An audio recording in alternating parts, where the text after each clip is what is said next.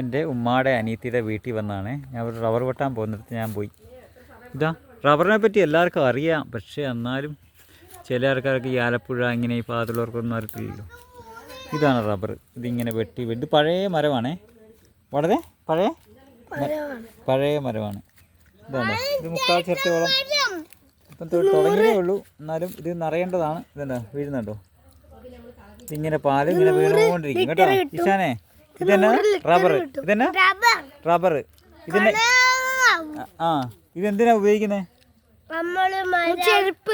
ചെരുപ്പ്, പിന്നെ ചെരുപ്പല്ല, പിന്നെ ടയറൊക്കെ, വണ്ടിയുടെ ടയറ്, ബുഷുകൾ, ഇതെല്ലാം ഉണ്ടാക്കുന്ന ഏതാ ഈ റബ്ബറിൻ്റെ ഇത് കൊണ്ടാ കേട്ടോ.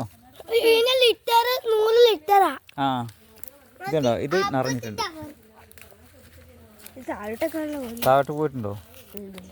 പോട്ടെ, നേരെ വെക്കട്ടെ.